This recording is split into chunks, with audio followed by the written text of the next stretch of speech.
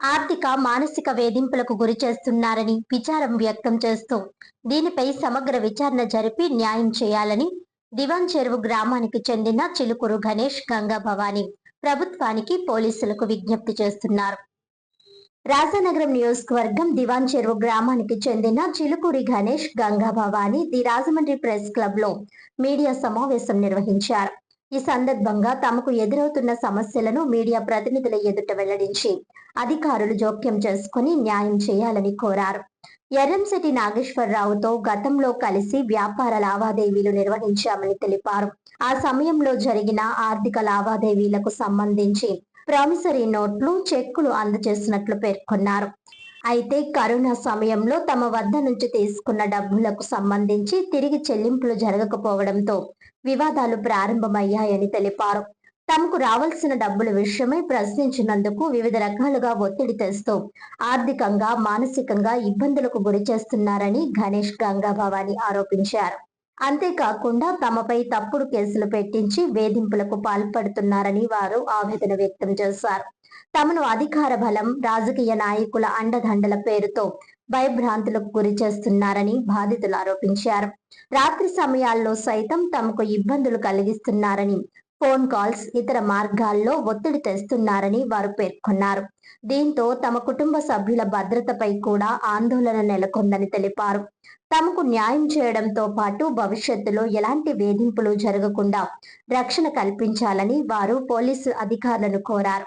సమస్యను చట్టపరంగా పరిష్కరించి తమకు న్యాయం జరిగేలా సంబంధిత అధికారులు చర్యలు తీసుకోవాలని విజ్ఞప్తి చేశారు.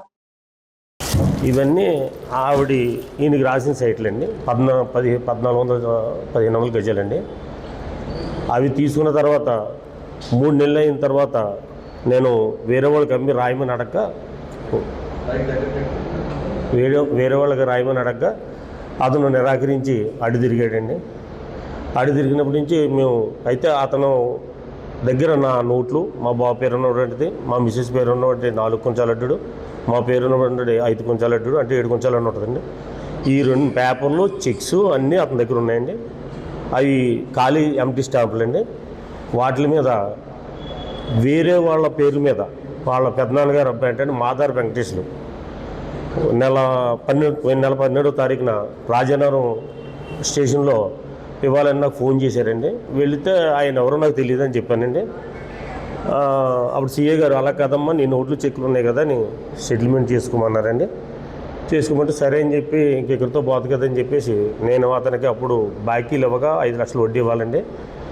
ఆ 5 లక్షలు వడ్డీ నిమిత్తం దానికి ఇన్నేళ్ళు అయింది కదమ్మా, 5-6 ఏళ్ళు అయిపోతుంది, 9 లక్షలకి సెటిల్ చేశారండి. సరే అండి అని 2 నెలలు టైం పెట్టుకుని వచ్చామండి.